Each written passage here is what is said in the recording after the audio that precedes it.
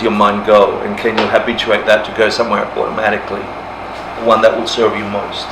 So it's a special night. I walked into this place 21 years ago thinking I was going to get one free meditation class and my life was going to be fixed.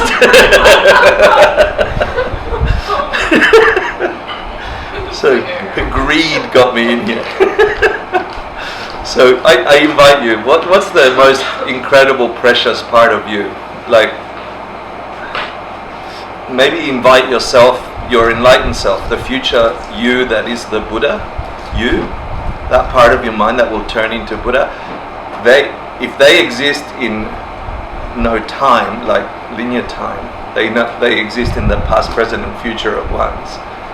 They can see what you're thinking in terms of linear time, and they know what you need to do to get to them, which is you. So maybe invite them just to hurry you along. Yeah? I don't know, put them here or here, so wherever you want to put them. Let's go. Steve? Sashin Bhugi Jishin Metotram Riralin Shin Yundem Hadi Sangye Shindu Mite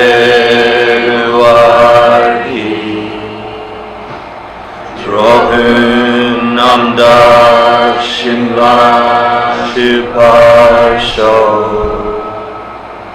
Idam Guru Ratna Mandala Kamiriyaktayami Sangye Shudam Zohi Shoknam La Janchu Bardu Dakni Gyapsuchi Dahi Shinyen Gipe Sonam Ki Drola Benchir Sangye Driparsho Sangye Chudam Zogi Choknam La Janchu Bardu Dakni Gyapsuchi Dahi Shinyen Gipe Sonam Ki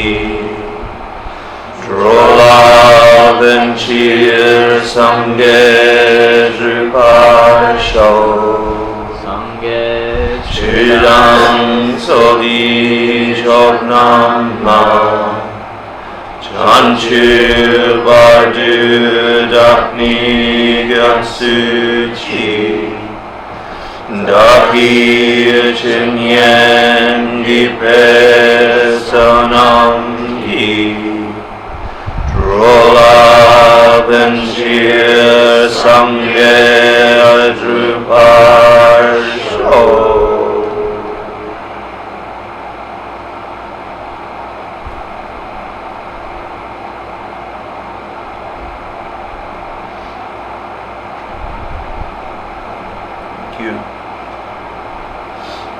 Instead of meditating, I'm going to tell you what we might meditate on after this class, because we've got to figure this out before we meditate on it. Can you fix some kappa so he's not falling to the right? Yes. Please, thanks.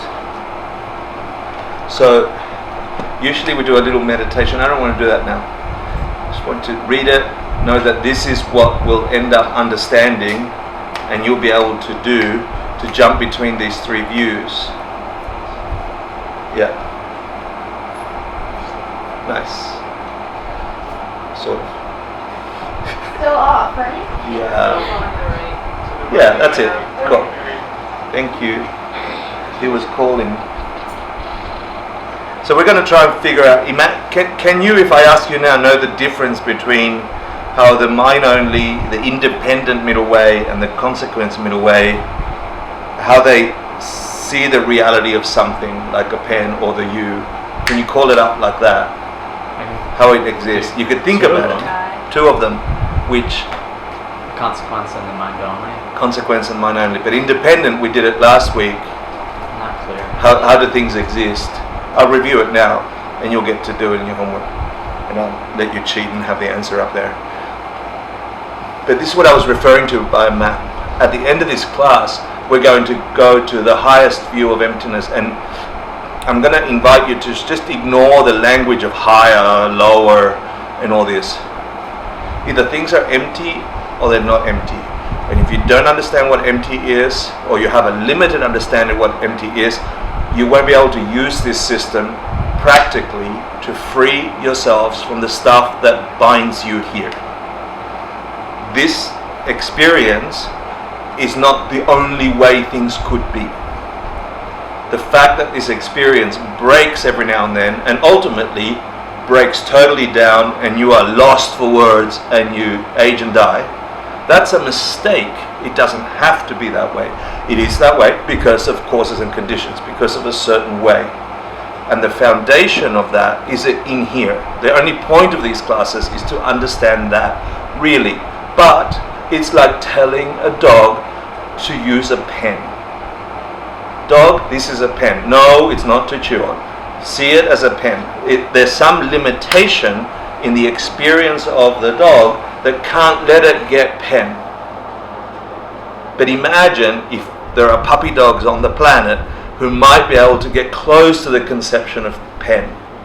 If you tried really hard, got them from a puppy, habituated, they could begin to shape in their mind that that object that they used to chew on is a precious thing for humans, and they use it for something important. It's conceivable that a puppy could get there. It's conceivable. Our reaching this ultimate view is almost that bad. Okay? There are beings who don't have to go through this process, who have figured it out, and to them this experience isn't samsara. And that's accessible to us like pens are accessible to puppies. It's not hopeless, but it's close. So, and then it isn't, okay? And then it isn't. There are like 8 flavors of emptiness, really, that you could get your mind to begin to habituate. And then you habituate that response, so you see the world in any one of those 8 views. The last 2 are tantric views, so we won't talk about them here. But the first 6, we'll probably talk about them tonight. Your mind is changeable like that. You have capacity more than the dog to consciously shift the way you experience things. And understanding the different flavors of what holds up this reality that we think is so solid is the key to freedom. And it's not the way we think, because if it was, we'd be out. Yeah? But every now and then you get a little insight, and that could last you like food for a few years until you get sucked into, I like my sports car, or I got money, or I don't have money, or my hair fell out. Yeah. So the point of this class is, with a kind of joy, understand that the things that trip us up don't have the power we thought they did. It doesn't mean we don't get tripped up. Yeah? So, it's like talking to a dog about a pen. So in this course in particular, we started all the way back to the mind only and before about how do things exist? What's emptiness? What are these things empty of, and how the hell does that help me? Well, the way it can help you, and the way we'll get to it, and you'll be able to recite this back and forth hopefully in your mind, is when you get tripped up, because that's when our minds grasp onto negativity more than anything else, and when you have blissful experiences, when things are magic, your mind will automatically go to why and how, and then you'll try and fix it. Most of the time that's wrong. You didn't get upset because the angry is an ass from his own side. That's not true. Yeah? It's not true that your heart is broken because your girlfriend was a bitch from her own side. It is true you experienced her that way, but where did it really come from? And so our minds will automatically go to whatever level of understanding we have. These courses, this course in particular, gives you a map for when your mind gets lost over there. You can say, oh, which flavor of understanding do I have about why things happen, and find your way home from there. Home meaning the highest way to understand. Does that make sense? It's like a map you develop for yourself, understanding these different levels of how things exist and how they don't exist. When you get tripped up or when you get results, your mind will lie to you and say it was because of this, and it isn't. Through this map, you'll be able to say, oh, that's right, I'm down here at the mind-only school thinking that things really are existing out there and that my mind is creating some kind of construct, and that's how that happened. Not true. Or if you have a lesser view, it's like it came from there only. Right?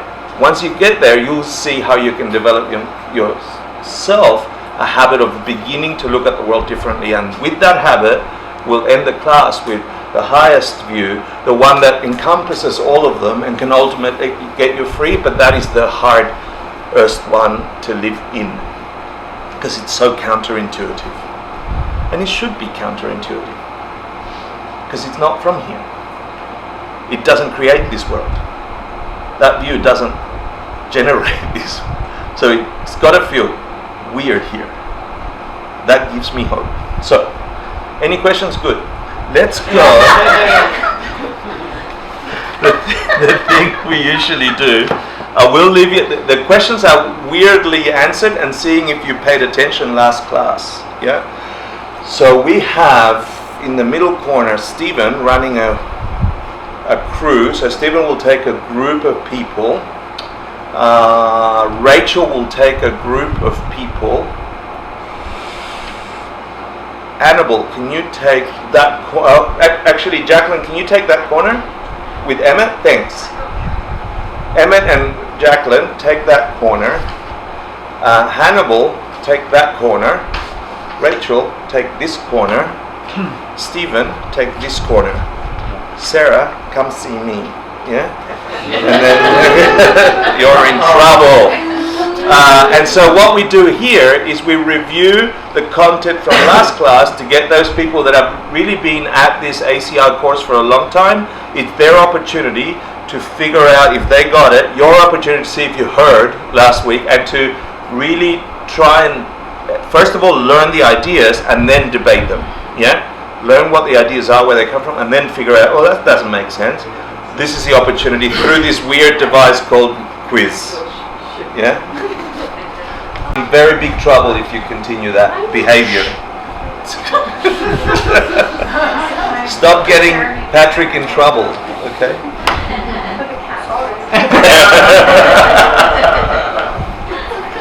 Okay. Thoroughly steeped in levels of emptiness. Did you like the way those quizzes were worded? It's weird, right?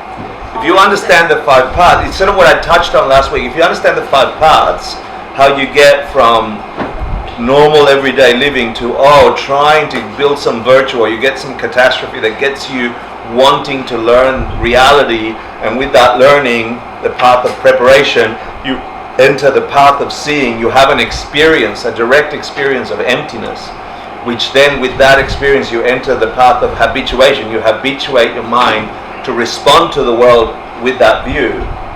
Now that you have different practitioners, someone that sees an emptiness of a self, a subtle emptiness of a self to a person, would have an aha moment. There is no driver, for example, and that to them is, I saw the emptiness of myself as the driver. And then you go around and habituate that view and try and live out that view, and you enter some kind of peaceful state where you don't have mental afflictions, because that is correct, but it's not the ultimately correct, right? So if you've been studying in these classes, that should give you a nice head spin. Yeah? So let's review some of the 8 flavors of emptiness that, if you're good, I'll give you not this sheet, but we can do one for this class. If you have a question, please ask. I'm sorry, you moved on. Note bene. Note bene.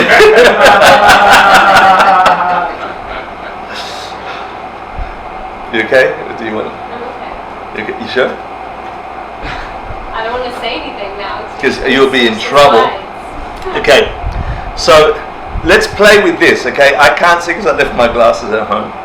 But these might be 5 lacks of things. Yeah. Emptiness is the lack of something, and understanding these will get you a certain aha.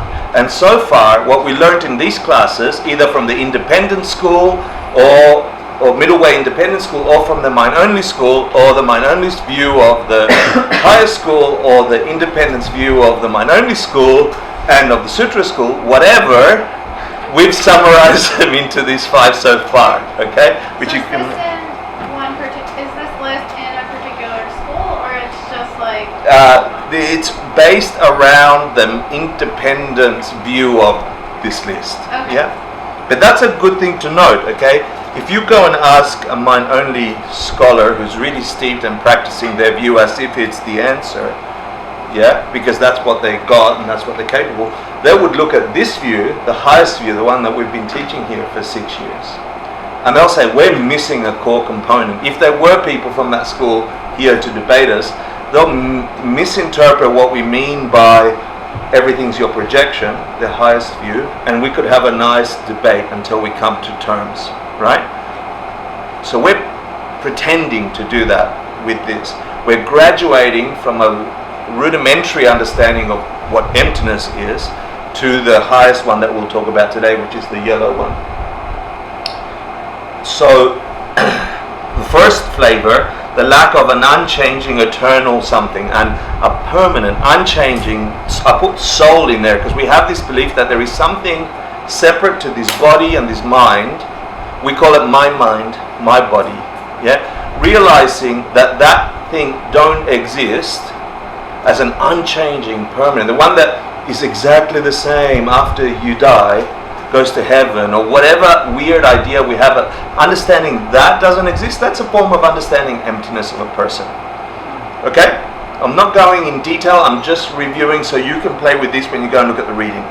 So, then I'm going to ask you what use is understanding all these things. Yeah? Then a little bit more subtle than that would be the lack of a driver. Yeah? Do you remember that big list of all existing things, and you have Takpa and Mitakpa? Do you remember what they are? Changing and unchanging. Great. Which is sometimes incorrectly. Permanent and unpermanent. Cool. Good. Someone's been listening for 6 years. Yay. If you didn't get it, don't worry. Here, we're refuting the idea of an Atman, a kind of unchanging.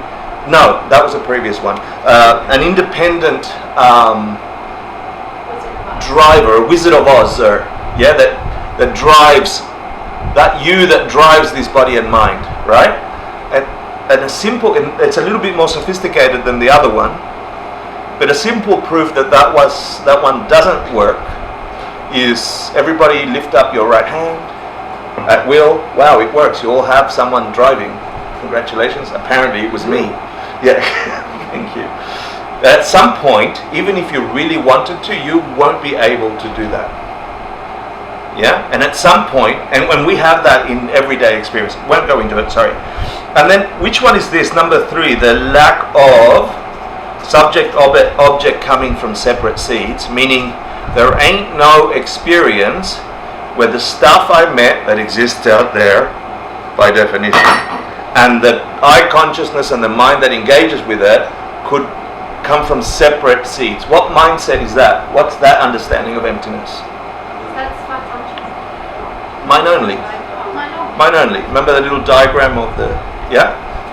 Understanding that will get you an aha. Understanding that there ain't no stuff that you engage in that has separate seeds. That stuff that came out there that I call Tashi the boy, me meeting Tashi the boy, and my mind calling that Tashi the boy, that came from one karmic seed. Yeah? If I think it didn't, if I think Tashi the boy was random, that's not true. That doesn't exist in this school. Yeah? But then a little bit more subtle in the mind only school was that kuntaks, those things that don't have an exist, like the constructing state of mind, the constructs that your mind does, those constructs apply by definition to certain existing things, changing things. That tashi must apply by definition to that blob of flesh. That's obvious. More subtle still in that school, is the fact that even boy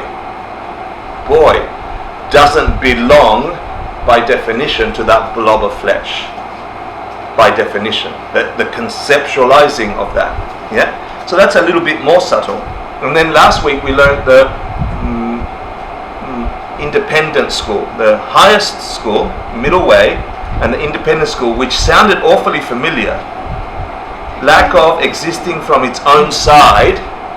That sounds exactly what we've been teaching, right? Nothing exists from its own side. But what are they saying? Do you remember? This had to do with a deluded mind. It needs an undiluted mind. Yeah? It needs what did I call it? Unaffected state of mind to engage with it. There could never be a tashi or a boy or a flower or a pen that could ever exist independent from a mind that perceived it that way. You need to have a flower, a pen, or a tashi existing out there 50-50, yeah, out there, and the right state of mind, and only then could you experience tashi the boy or a pen or anything like that.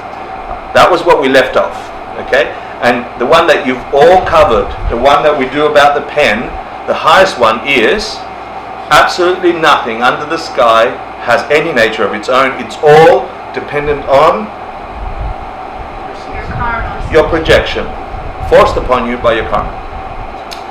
And you have to be able to rattle these off in your mind, because this is the map I was talking about. When terrible things happen to you, where do you go? And I bet you don't go to any of these. You don't. You're lost in some other world. You go, I hate you. You did this to me. Yeah?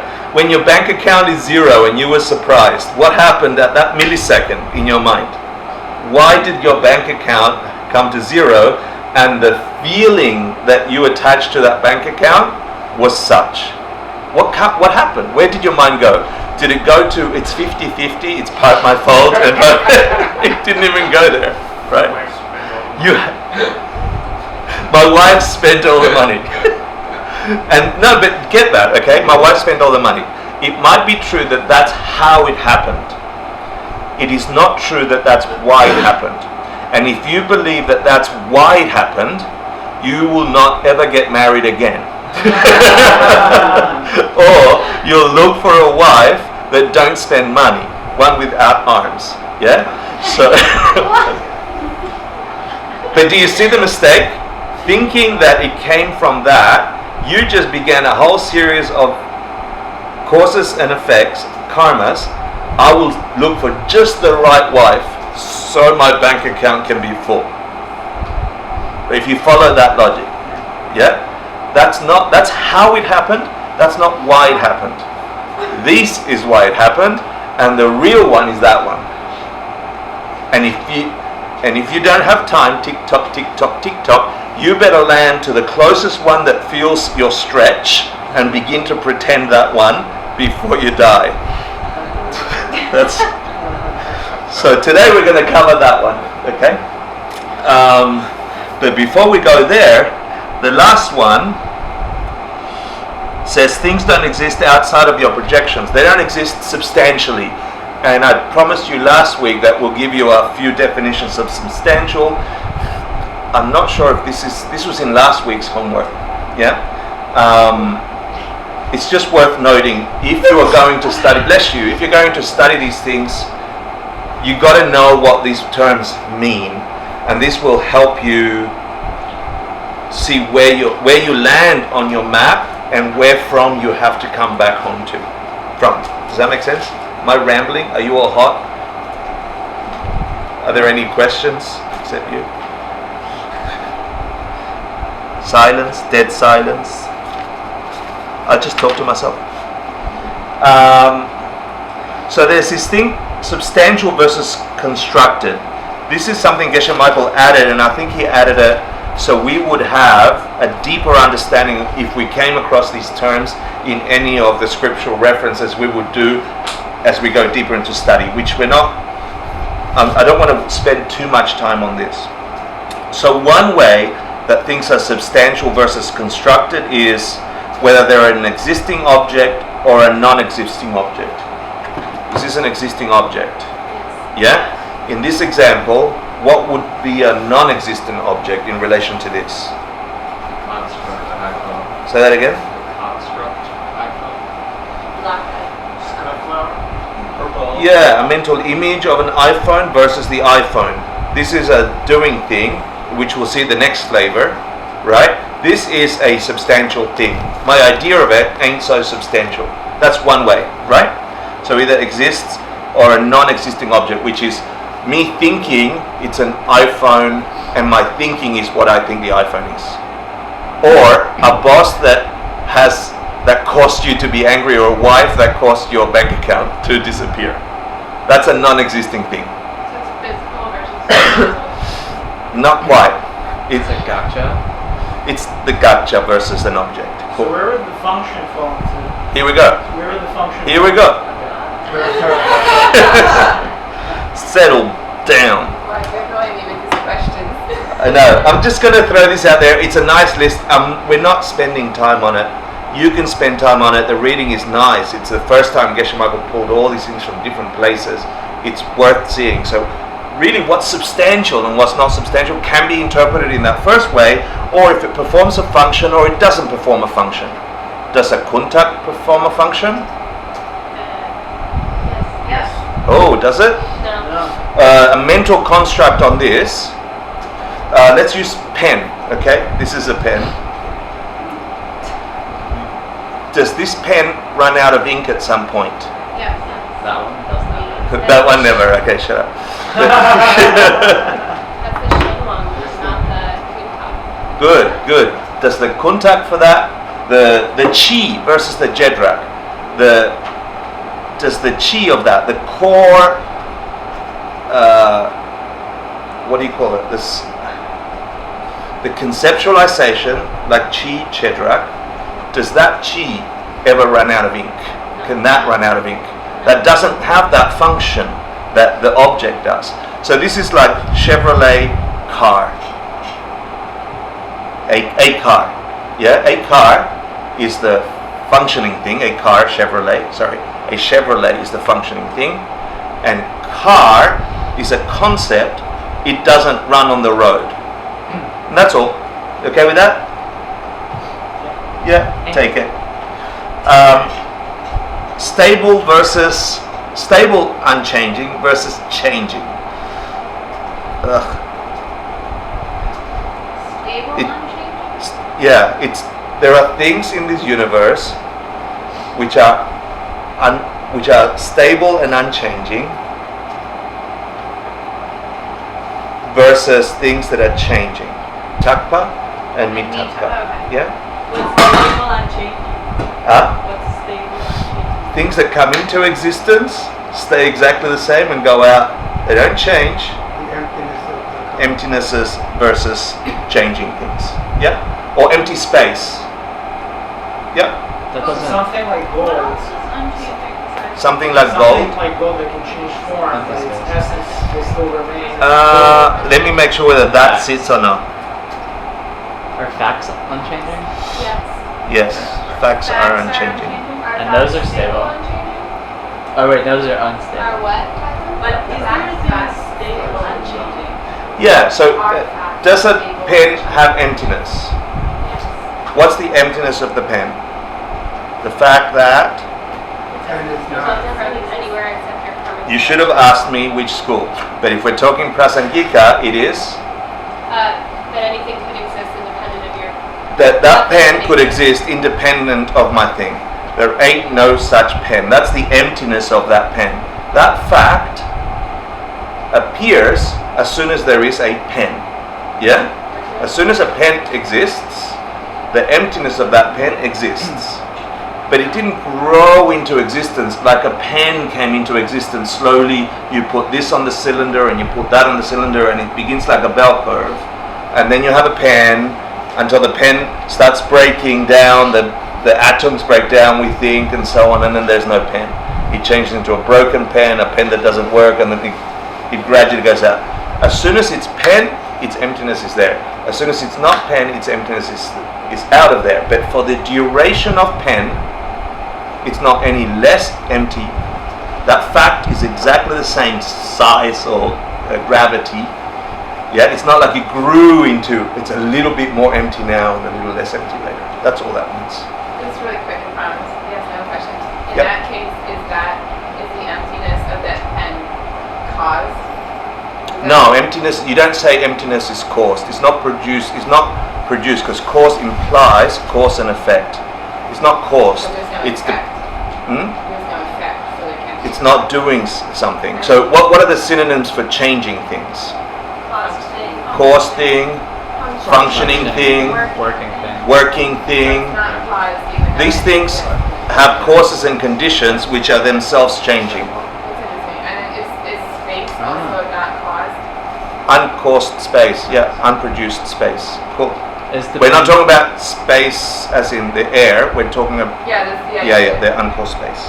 on that list of synonyms, is dependent thing? Dependent thing is changing thing. So where does gold, just to give you the example? We don't have gold for you today. I'm moving it away. Gold is a changing thing, it's a dependent thing. You could use it as a metaphor. So there is a sutra called the Golden Lion Sutra, and they use the idea, this is, actually I don't want to say, I think it's minority, but I'm not sure 100%.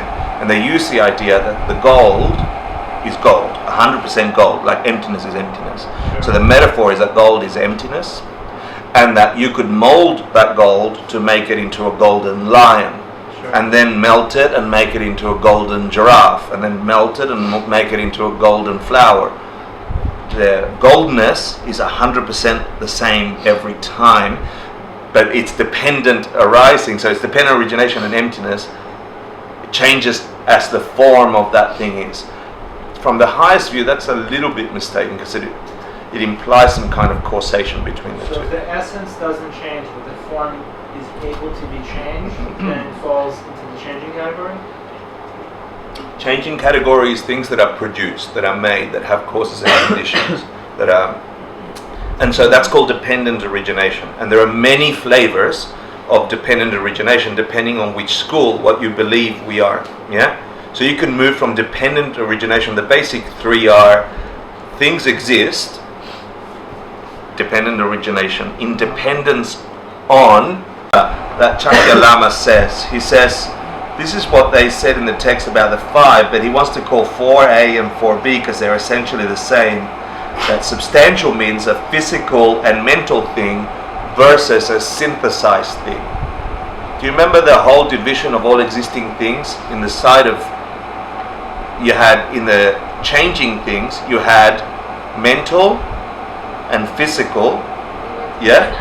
And what was the other? Neither mental nor physical. Neither, so it was Active, not only mental and not only physical.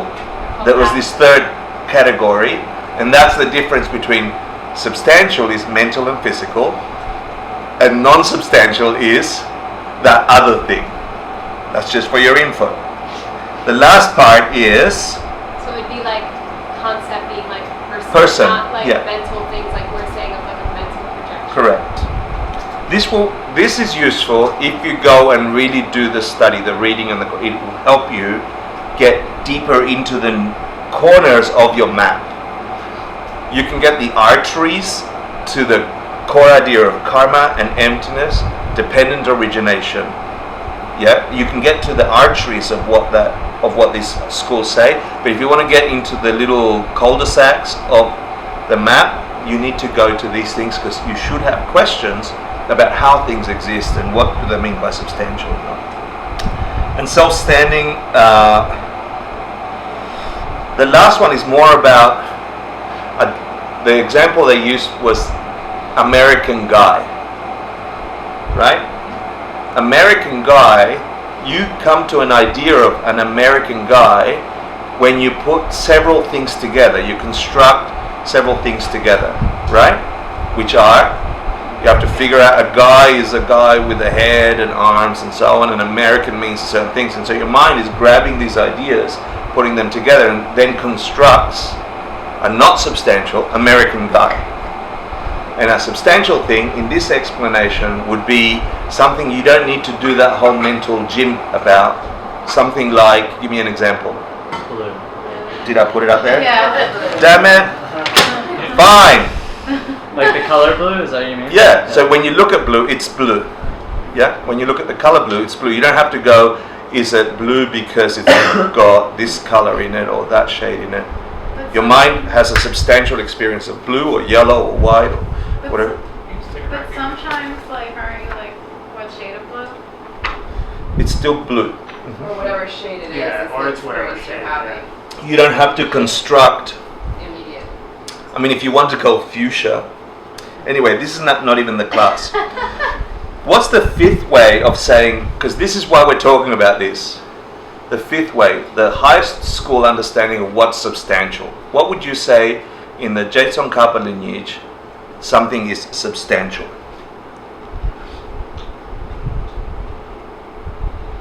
Is that a trick? It is a trick. Maybe emptiness. Is it emptiness versus everything Something else? that's directly perceived. There wouldn't be anything substantial. Nice. But isn't emptiness? Nice. No, listen to her answer. Give me why. There wouldn't be anything substantial because Emptiness, there's nothing to grab onto. There ain't no substantial stuff that you can grab onto, unlike all the other views of emptiness. Let's take the middle way independent school. Actually, I'll cover it in a second. So it's because everything. Which is what? 50-50, right? For me to perceive something, a pen has to appear out there, and it requires a mind that can understand pens for pen to exist. Right? That's one way of thinking how things exist. Why? Because we can't believe the ultimate view that nothing has a substance. There's no substantial stuff out there for you to grab onto. And this is the key of this class and the key of the culmination of all these views. But I think that through suffering, one understands that. That's like the good thing about suffering. You think through suffering we I mean, understand what? Yeah, that there's nothing to grab onto. Yeah, but yes and no. I think the fact that understanding some people, when they suffer, which is the beginning of this path, right? When they have some substantial suffering, here's the word substantial, and I didn't mean it in the Prasangika view, I meant it in the earlier view. When you have a suffering, you go for refuge, right? Yeah, and the refuge is empty as it is. No, but you learned the refuge is emptiness. Most of us go for a different refuge. Let's call the suffering, my wife emptied my bank account. There's the suffering, right? And how many refuges can you go to? 1 million of them, right? Yeah. It's the wrong bank. It's the different wife. You know, if I got a wife who was more like this, or it could be the app, or you could go to 1 million refuges, and you could get lost in cause and effect, cause and infinitum. Somehow, you think, because you're an artist and you're trying to break down reality in your mode of work, you love this going through the suffering and looking for nothing. I know you, right? So that is a Buddhist investigative view. That is looking for the emptiness of stuff to some degree. And just like the wife is the fault or the bank is the fault, we could go to a deeper understanding of and what if you got it? What if by searching you actually hit one? Out of the infinite number of reasons why the suffering happened, you figured it out. But it's like a lottery. Not only that, it's worse than a lottery because the world is against you. You know, your habits are against you. You think it's the wife or the bank or the thing. Yeah? And only those that either have gone through enough suffering or have enough virtue, in this view, have enough virtue can actually have that experience.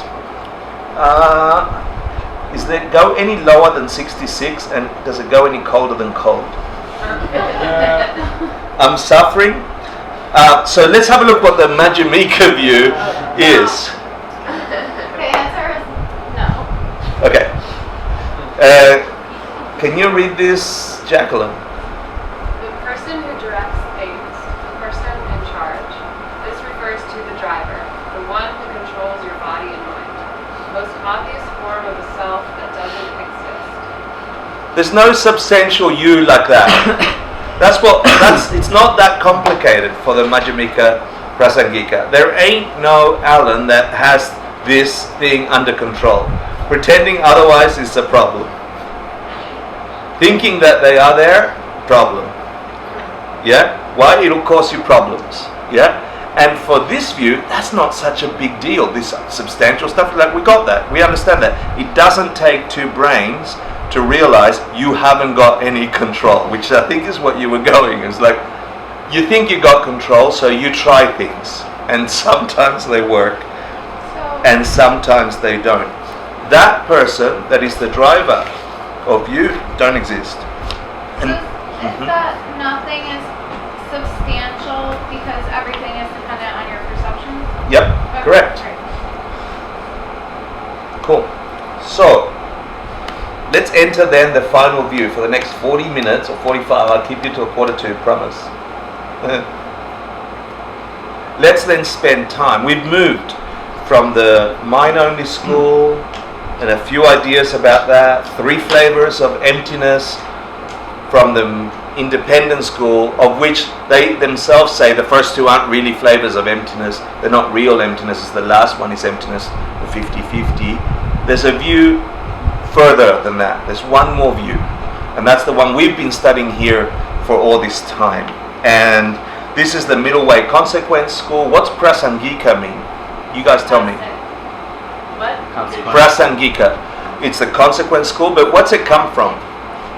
Why did it get its name? The way you get somebody to understand. Yeah, the way you get somebody to figure out whatever the suffering there was, or whatever argument they're giving you for why things exist, you give them a nice sarcastic comment. It's called sarcastic, what's it called? Sarcastic absurdity. Yeah? You give them a sarcastic absurdity that drops them into an understanding of emptiness. Yeah? For example, about the pen, how the pen came about. So you go, I guess dogs write letters. Is that right?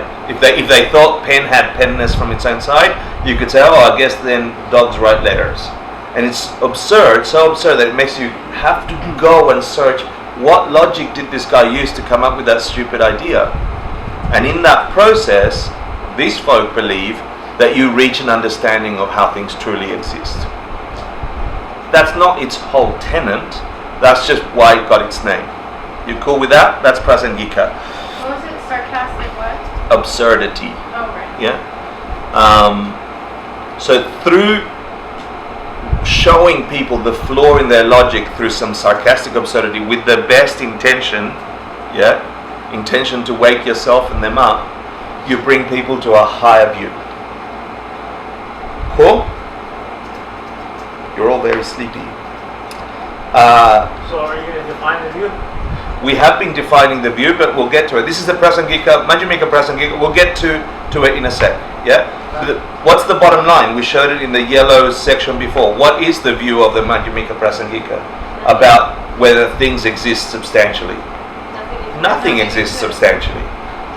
How do things exist? Based on your perception. Based on your perception. Dependent origination in that school means forced upon you. They exist as projections forced upon you by your past actions, by the stuff you've imprinted in your mind through what you've done, said, and thought. So, can I have a pen? What are these objects? Thank you. So, you look at this and you say, pen. And you think it is a pen. If you don't think this is a pen, tell me, and I'll write on your face. Right? Prasangika. Right? So, we've done this example a million times. Actually, I'm not going to do it. I'm that way. Is this your pen? I mean, if a dog said that's not a pen, you could still write on its face. That's true. I could.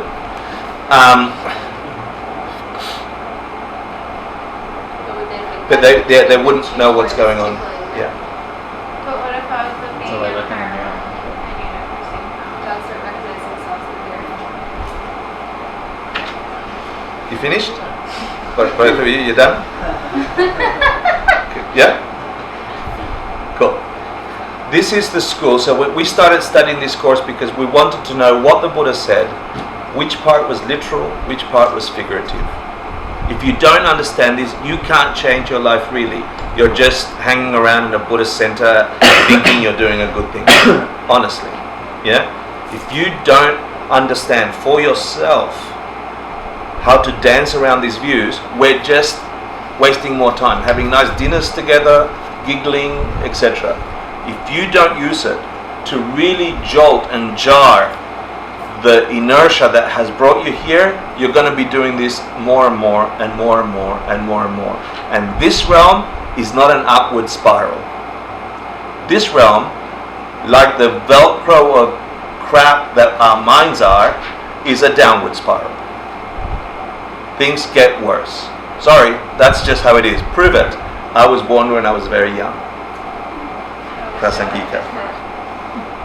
So there's a famous, so this view, we started talking about literal and figurative, yeah, in this whole course.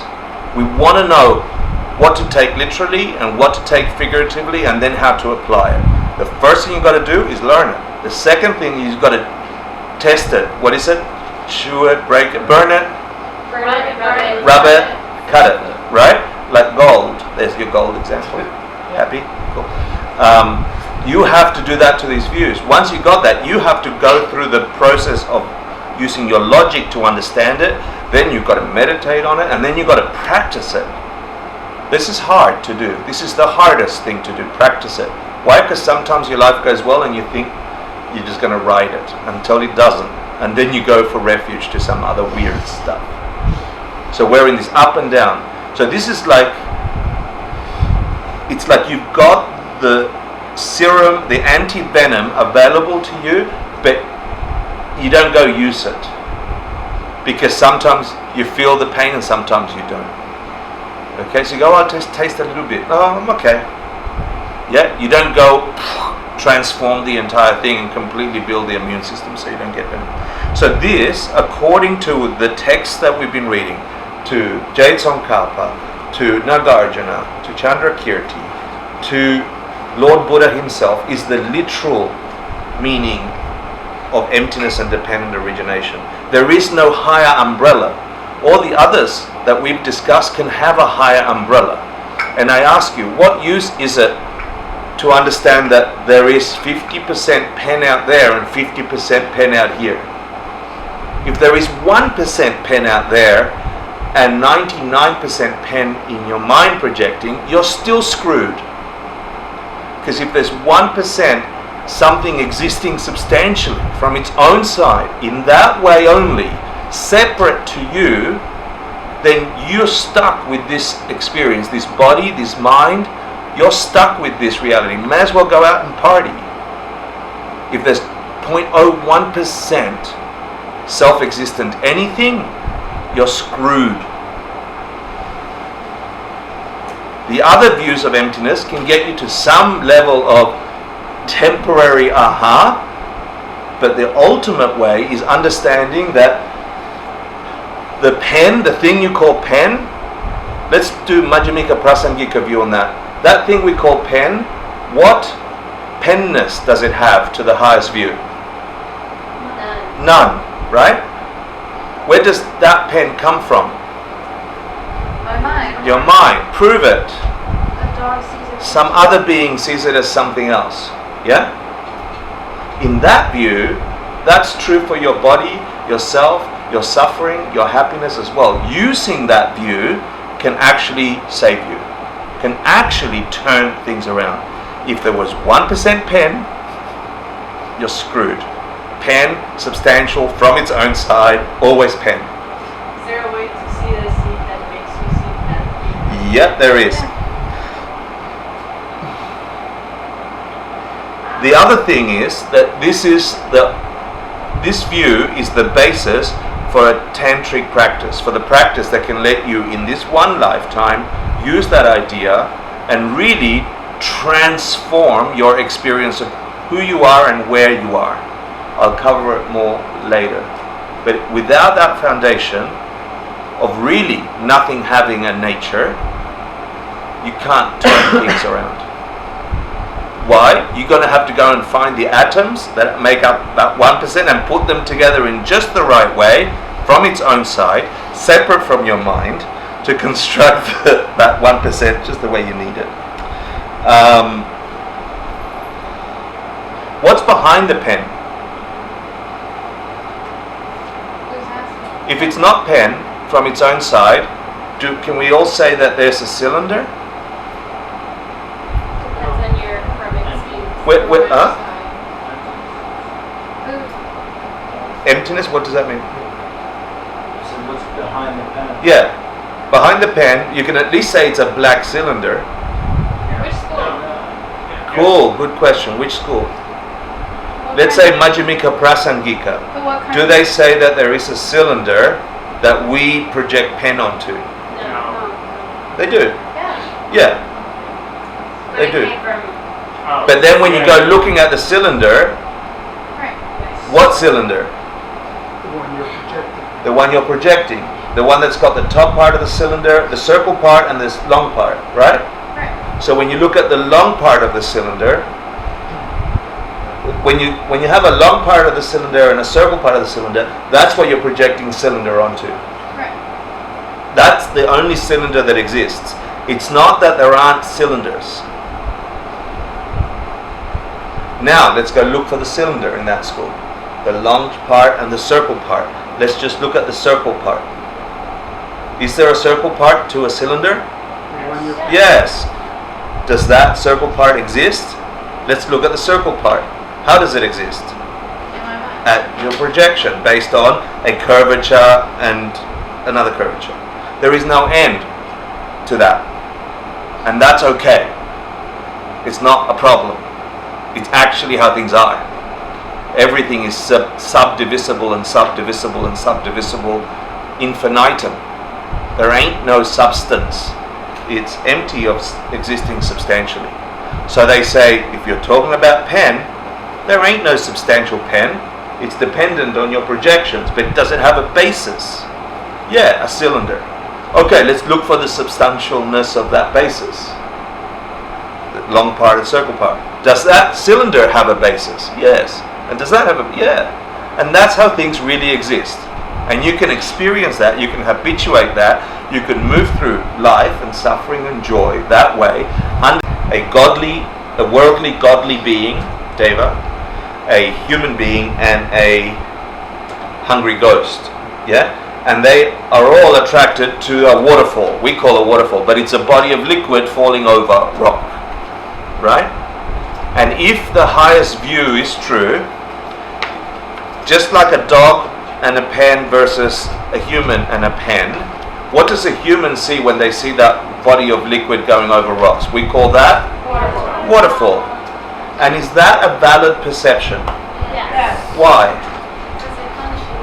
It functions for the human being appropriately to their mechanism. Is it a correct, valid perception? No. No. Good call. But does it function for a human being as a waterfall? That is what makes you a human being. It's not that human beings see waterfalls. It's that those beings that have that stuff project waterfall onto is what makes you human. This is a subtle but important understanding. So let's generate another being who is much less human, who is a stingy being whose experience is all about lack. You can't have this, you can't have this, so therefore my experience is I can't have these things. This is a hungry ghost, a praetor. They see a body of falling liquid. They call that, maybe from the distance they see it as attractive liquid. And they move towards it and it becomes blood and pus and unusable stuff. Is that a valid perception for the mechanics of that being? Yes. Does it function? Does that liquid function as putrid substance? Yes. Let's add a third person, a deva, a being whose mind is forced to experience everything as blissful and beautiful because their seeds have forced them to experience themselves and their world like that. They see this body of falling liquid and they see it as nectar, immortality, amirta, whatever the hell you want to call it, dutsi, yeah? Is it ambrosia? Is it true for them? Really, like it is water for us. Can those three things exist at the same time? In the same mind. That's a great question. Can those things exist really at the same time? Yes, if it's not the same mind. You can have three minds experiencing that in this view. Well, it says Now, what about a Buddha though? Yeah. what about a Buddha? Great. They perceive. They can perceive, they will be only perceiving a flowing perfection of more than amirta, yeah? But they And they perceive that there are beings who don't see it that way. No problem. Wait, so Buddha might see it as amirta, but then might see how all the other beings would see it? They don't see it how other beings would see it. They see Right. that other beings see it differently. But that it's Right. not true. Right. Yeah. Okay. So that makes sense. Does that make sense to you or not? From the highest view, yeah. If a curving spirit sees it as something enticing and then gets up closer and it's like repulsive, wouldn't that be not a valid perception? It's a valid Like us seeing a snake on the rope, but it's just a rope. No, it's that's a nice thing. Yeah. So it's let's say then the valid perception is that it's pus. They thought it was something, and when they got to it, the valid perception for them was pus. Good catch. Nice, clever. You're thinking. That example, famous example in that text, which summarizes all of Nagarjuna's view, Chuba, is actually the thing that Geshe Michael based the pen idea on. That's where it came from, if you ever want to know. Okay? So now, I'm just going to ask you a few questions. Oh, actually, whose reality is right? all of them. All of theirs. Well, Right. All of them. yeah. Which is ultimate? None. Thank you. Okay.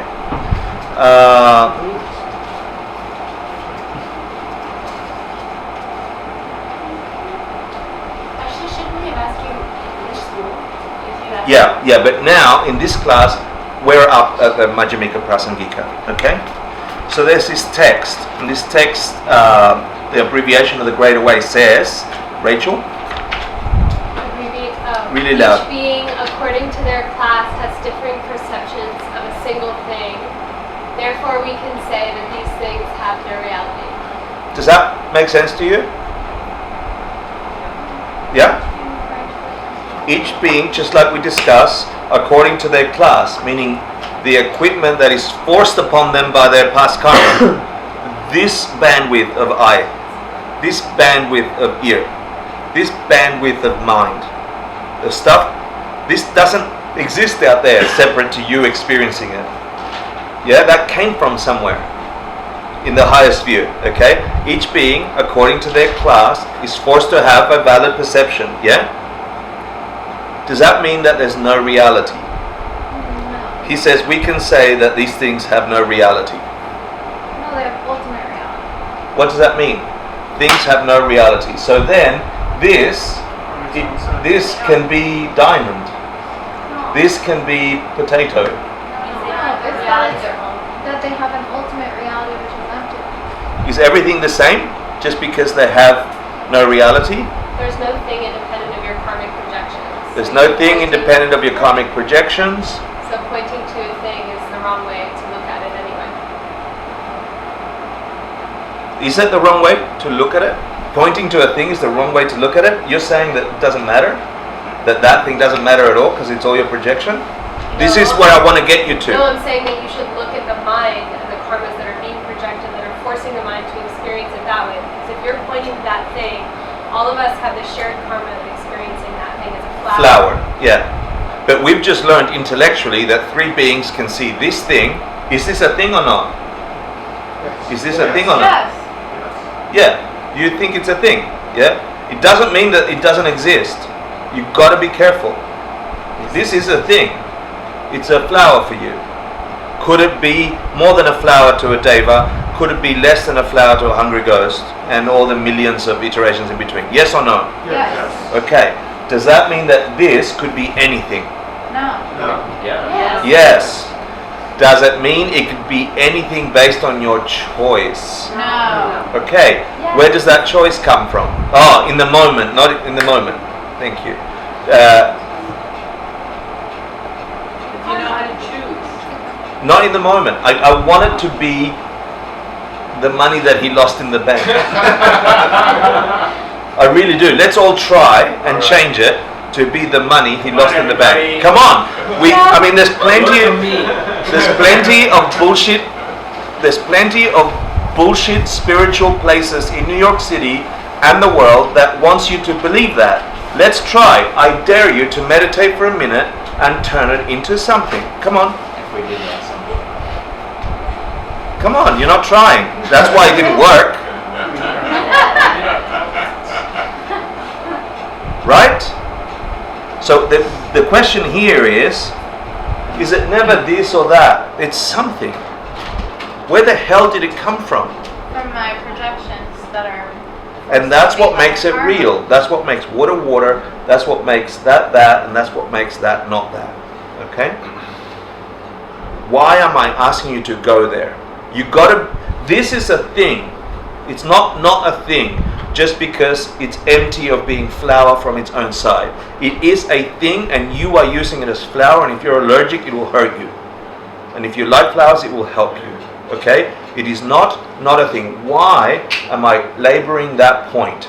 The guy said, every being according to the class can see the hell they want, therefore things don't have a reality. We figured out what that meant. They don't have a reality from its own side in that particular way. It's never this or that. You can't choose it in the moment. We can't change it. Why am I laboring this point? Because it's a stupid flower. Responsibility is important. It's not that it's nothing and you can do anything. If it was nothing, then we're free to do anything. We continue to create karmas that can hurt us. Certain things, certain views produce the flower for you. Right. Certain behaviors produce the flower for you. If it was nice, those behaviors and those views and those actions were probably nice. If it's allergic or bad for you, it was probably hurtful to others. This is why it's important. I really want to emphasize this, so I made a little special something for you. Similarly, some systems of understanding how the world functions work and some do not. Certain limited understandings of emptiness will get you not a flower. Will get you not a result of that path. Certain it's like pulling an engine apart. You pull an engine apart, we fill this room with all the parts of the engine. How many ways do you have to put the engine together? No, you have infinite ways. One that'll work. One that will work. There are probably some that will get it started. There are probably some that will get you 5 miles. There are probably some that will let it explode after it started. Yes or no? Yes. Yeah? How many times do you have to try, if you didn't know anything about engines, how many times do you have to try and put those parts together in order for you personally to make that bloody thing work? A lot. Right? What are the chances you'd fluke getting it just right, to get it to turn on, stay, do the 5 miles, not blow up, and keep going? How many times? Cool. This is the point of this thing. It's not so much about the flower or the pen. Applying this to why we're talking about all these stupid schools of Buddhist thought. Because people like you and I got lost throughout time trying to figure out that emptiness was that there's no driver in here. Okay, I'm going to do 20 years in a cave on that. and it doesn't have all the components of that engine together that will free you from suffering. They wasted 20 years. They got close. Maybe they planted some good karmas. And so there are these views, there are these practices in the world.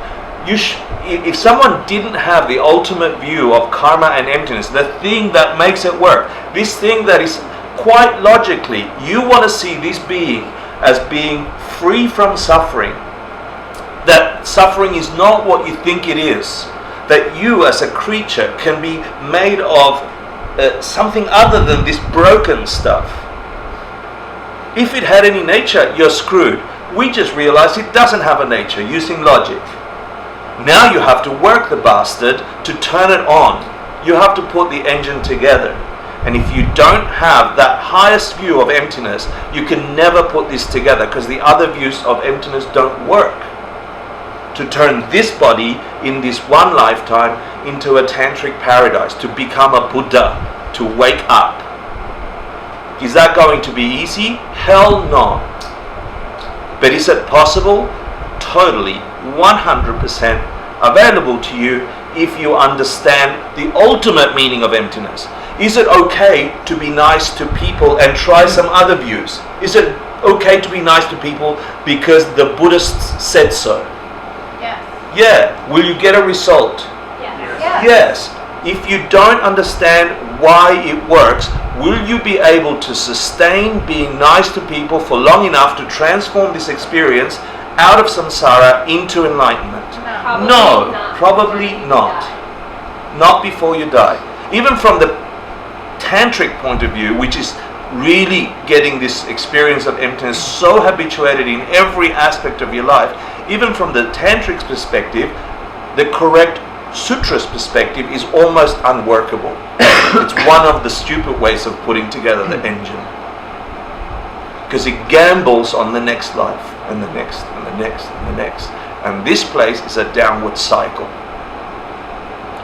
So the laboring of the point is, you can do virtue because baby Jesus told you to do it. You could do virtue and that will give you some good results, but you won't be able to sustain it long enough. What's the only thing that will give you complete certainty, that will let you sustain it until you reach that experience in this lifetime? What's the only thing? If it's predicated on a correct understanding of emptiness. The direct perception of that.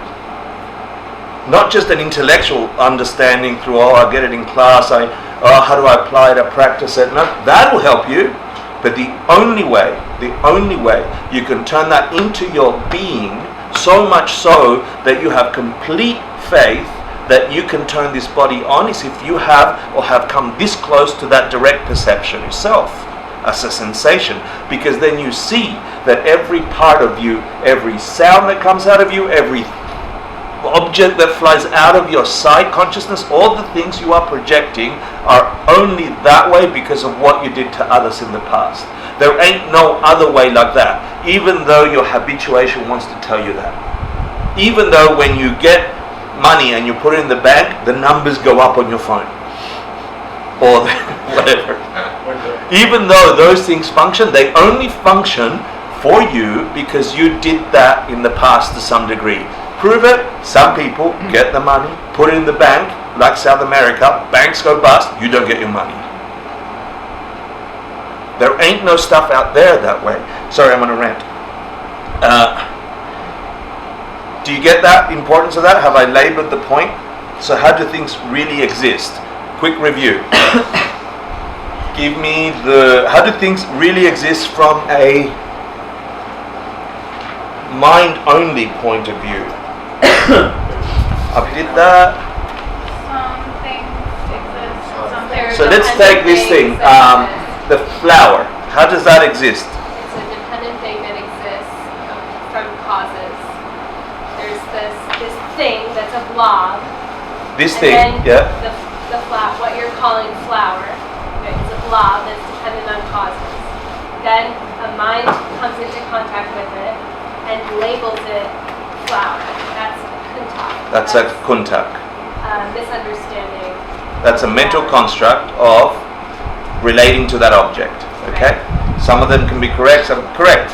So things exist by definition out there, right? That's how they exist. And then your mind creates some relation to that, and we're mostly lost in our mind about the things that really exist out there, right? So we see flower, nice, pretty, multicolored flower, but the stuff out there is something it's hard to reach.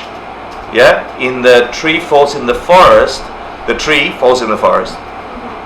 Yeah, like it falls in the forest. Whether or not you hear it or not, tree fell. Okay? Give me the independent score of that object. There's a lack of self-awareness. No, there's the flower, and then there's my mind. Say it louder. There's the flower, and then there's my mind, and they have to meet halfway. What kind of mind needs to meet it? An unerring Yeah. mind, not a crazy mind, right? Few instances of crazy mind, which are drunk, perceptual difference, high anger. Give me the tree in the forest analogy. Falls halfway, doesn't touch the I ground. can't. It only fell in the forest if you were a human who had the ability to recognize trees in the forest. Nice. It only falls. Nice. It only falls. Does it make a sound? If You have a mind that is unerring that can perceive that sound. Great. Congratulations. So now you're moving across the. Nice. So it's 50-50, right? Half here and half there, and you have the flower. That ain't getting you out of samsara. Okay. What's the highest view? The one I just ranted about. There's no tree. There's no tree falling if no one's there to perceive. Ultimately, is there a tree? No. Give me the sound that you heard. Where does that come from? There. From my experience of watching a tree. Upon what does your mind force a sound? Give me scientific view. Eardrum. Eardrum from what? Why did the eardrum? Vibration. So there's some decibels, there's some stuff, right? Shaking. For which your mind constructed, tree fell down. Right? Now give me deeper. Is there decibels out there? No. You got the sound is made of decibels. What are the decibels made out of? Particles. Or waves? Particles, right? Okay, let's see if you were correct. Yeah, things are 100% dependent on our projection. Congratulations. Is it not there? It's in not the up show? there. Huh? It's not up there. It's not on the screen. It's not projecting. Oh. Or is it just our projection? Your projections were not projecting my projections. Damn it. So let's quickly go through. No. Let's quickly. Yeah. This is super important because we are habituated to not want to get this. Okay? They are only your projection. What does your mind tell you? Huh? It's not. It's. Isn't this the time when we have to be careful because there was a wooden cylinder that changed angle somewhere in the forest? Say that again, Patrick. Isn't there when we have to be careful because there's still a wooden cylinder that changes angle in a space someplace? Yeah. So both cylinder and changing angle is what the basis of that visual tree falling came from. No problem. Right? Yeah. And that still exists. How does it exist in the highest view? How does cylinder exist in the highest view? Well, it's really weird because there's a round part and then there's another Right, part. so when you go looking for the cylinder, what will you find? No cylinder. Why? Because it's got parts. When you go look for the long part, what are you going to find? No long part. When you go look for the round part, what are you going to find? No round part. When you look at the round part, the top of the round part and the bottom of the round part, what are you going to Is this find? what we call the mistake that the other people accuse Magnetic of having before? That's They what- say it's empty. No, there's no tree out there. They think we mean there's no tree at all. Yeah? But We're saying there is a tree that functions, and if it falls on you, it'll kill you, but it didn't come from any matter out there, any stuff out there that's separate from what's being forced upon you by your karma. since we say it's only a projection, what does our mind do when we start saying, and I've seen this in practitioners, oh, you piss me off, it's just my projection.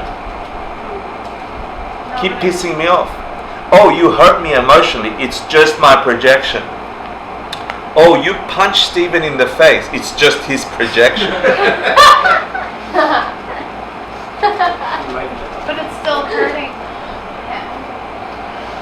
Can we choose in the moment? What's the answer? No. Yes. In the moment, you can choose for the punch in the face not to hurt you. No. No, because as soon as you It doesn't labeled say it, in the moment. I said it, you weren't listening. The answer is no. That's why we use the term, it's forced upon you by your past karma. Whatever you put in your mind that is forcing this projection of reality is forcing out of you based on what you did a long time ago. Just like a field of potatoes came about a long time after you put the potatoes down. It didn't come immediately after you did it. Not like cause effect. It takes time for seeds or potato parts to give. Question. So does that mean? Why did you get to ask a question? I said no. Go on. Yeah. Does that mean if Steven's getting punched in the face, he will either not get punched in the face, or he could get punched in the face and not feel it, or feel it a different way? He might see it as a joking punch in the face, depending on his perception. He might be angry, punch him in the face. Stephen's mind could be somewhere else and go, oh, that was funny. Either it didn't hurt, or there's 1,000 ways for that thing to go down. Yeah? So I want to hurt him, and I do something. If he don't have the karma to experience that, he would see this as a funny, and I would get frustrated. Whose karma makes the tree fall? The perceiver's karma. Whose karma changes the angle of it? The perceiver's karma. The being perceiving that object. It's not a problem. Actually, it's the only way it functions. There can never be something falling for someone that didn't experience it. Before we go there, the only projection part, we get to go, oh, I can change it, right? I want this to be diamond. We just proved that wrong. The other problem is this thing, we go, it's only my projection, so it doesn't matter. Do things matter? Yes. All things matter. Why? So does being ethical become unimportant? That's a different way. Tell me exactly why you think it matters, based on understanding this. Because my actions now are sowing seeds of karma for the future. Where does your world come from? Projections. Yourself. and my Projections. past Past karmas. Do you want nice projections or shit projections? karmas. Nice. Nice one. Nice ones, please. Yeah? I want 17 Reese's Pieces, please. Not 16 Reese's Pieces, please. Or 15 Reese's Pieces, please. I want nice things, right? I want good things. Things that give me joy. Things that give me bliss. Things that give me goodness. Where did they come from? My past karma. What you did in the past.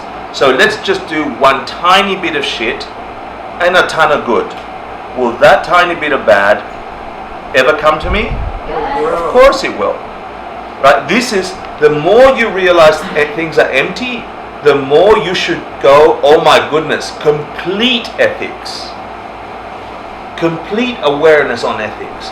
The more you realize things don't have a nature, and the nature really only comes from your projections, the more you should be magnetized to being the kindest, the sweetest, the most thoughtful, not because baby Jesus told you so.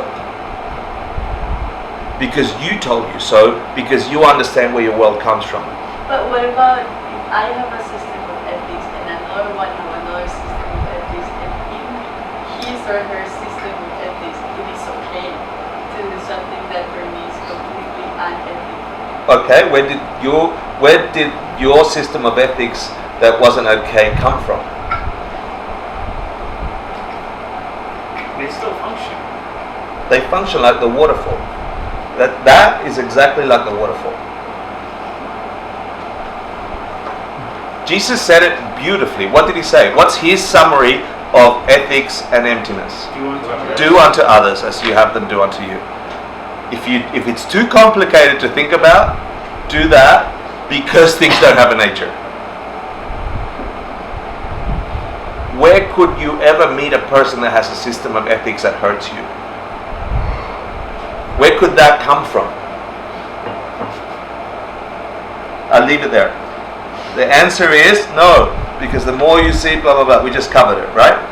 Let's talk about a couple of implications.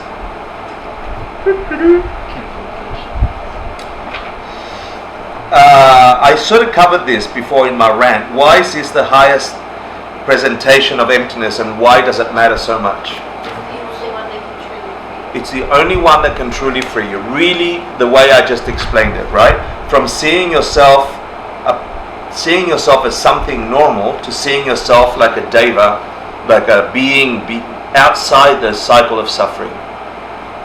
If you just spend a millisecond right now saying, what am I? I'm a bunch of sensations. See if you can feel your body.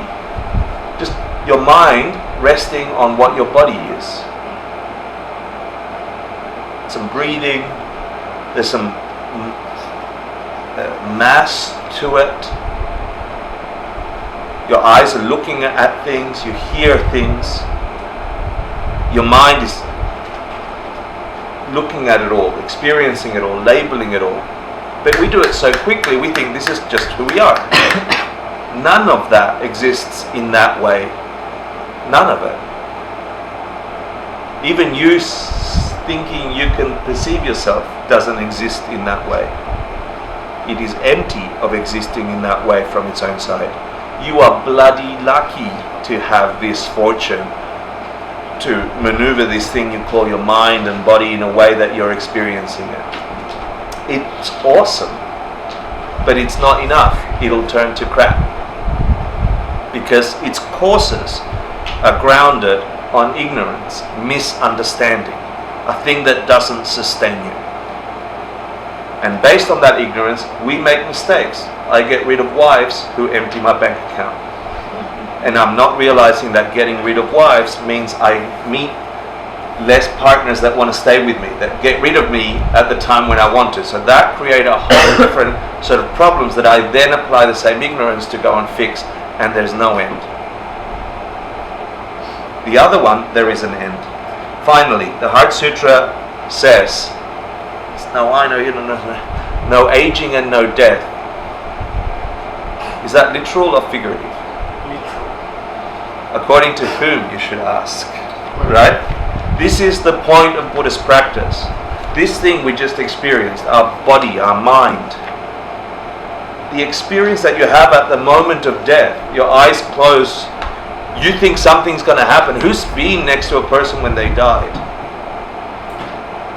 Who's been next to a person when they died? Yeah.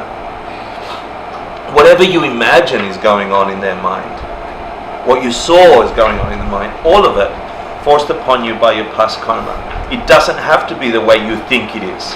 In fact, just like you're sitting here, or just like when you wake up from a dream, that next moment of consciousness will experience something else. Where will that come from according to this system? What you've loaded in the projector from your actions. You don't have much time. Tick tock, tick tock, tick tock. You load the projector. So I want to end with a couple of things. Before I give you the final view from Tsongkhapa,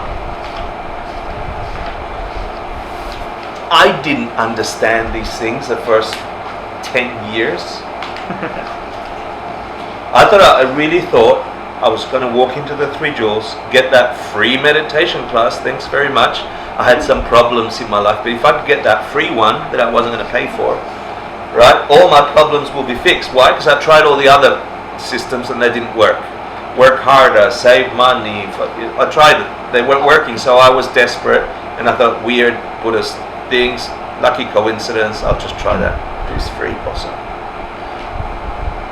Something happened. Something incredible happened, but it was distasteful because it rejected my other way of living.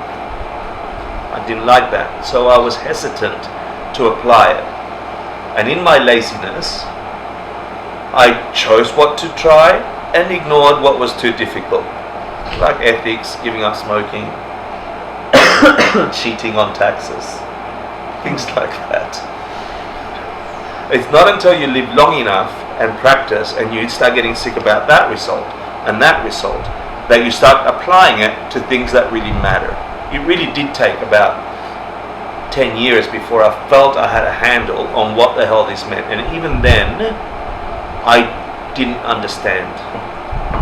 But that, my blind trying to the best of my ability in every aspect was enough to give me a few tiny experiences that was fuel when everything else wasn't working, and sometimes understand really why magic worked.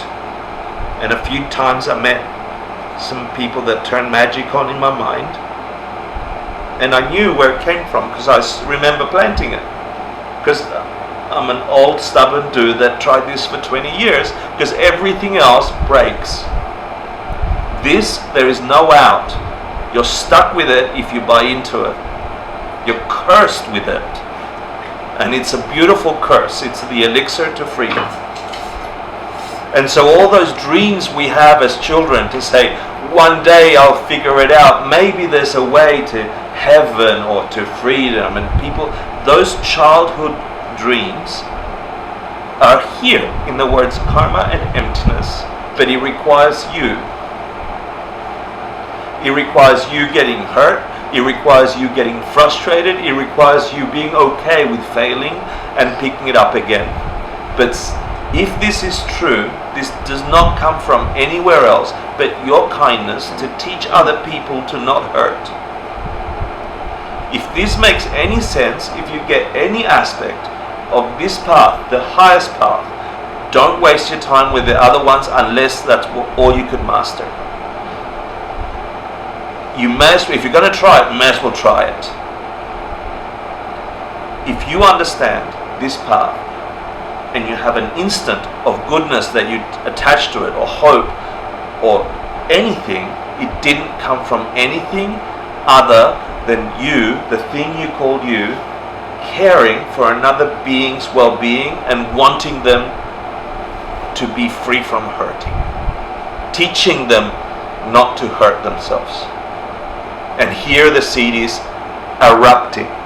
And you can either replant it, or you could gulp it up and let it live its course, because it was probably planted with some misunderstanding. So at the end of this book, and all these different views of how to interpret the Buddha's words, they asked Tsongkhapa, or in the book, they're like, which view is right then? And what's his answer? His answer is, who on earth would even think of any other view than Nagarjuna's one? The one that's that never-ending thing. Who on earth would take anything else up? So he says the consequence group is the thing to do. It's not a philosophical exercise, people. I want to look at each of you in the eye and tell you, you've touched some magic in your own lives in the form of words, karma, emptiness, concepts like pen and stupid stuff. That actually, if you understand what we've just said and apply to that thing you call you, can get you out of all these troubles that we experience, and you will continue to experience. There's only one way out, and this is it. All the other ways of putting the engine together can blow up, can not work, and the rest. And I hope you come to the last review class next week, last Thursday. This finishes this content. We can celebrate and ask questions, which I didn't let you do today, about how to apply it, what to do. Examples of, okay, I've got this issue in my life. That's drawing all my attention. How do I apply it to here? The answer is help other people. But anyway, there's an answer. Let's do the meditation now that you have all those views. Remember the flower thing? Half here, half there, all out there. My mind, kuntak. The meditation is, can you cycle through this like that? Which level of emptiness is the one that school thinks, and where do I go to when I get in trouble? Do I go to any of them or none of them? That's your map to come back to home. And home is, there's nothing but your projections forced upon you by what you do to others. So Stephen, let's dedicate this like 6 years worth of sitting in this room, teaching this stuff and sharing this stuff together and desperately trying to apply it to life. Dedicate that to anybody that ever needed some insight to free themselves from hurt. Sashi Bukia Jushin Metotram Rirabling Chian Yendem Padi Sangye Shindu Mite Vilwargi Tropun Nanda Shinla Chuparsho Idam Guru Ratna Mandala Kam Niryatayami Dewa Diyogu Sunam Yeshe Tsoktsokshim Sunam Yeshe Rejunwe Dampa Kuni Tokarsho.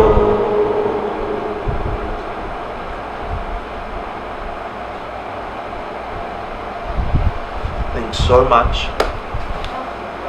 for spending time together.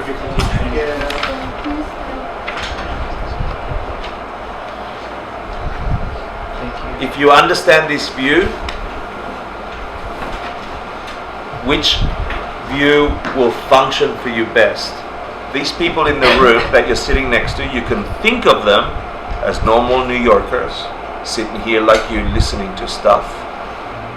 Or they are the ones egging you on, urging you to a deeper understanding, either because they frustrate you or because they are answering questions.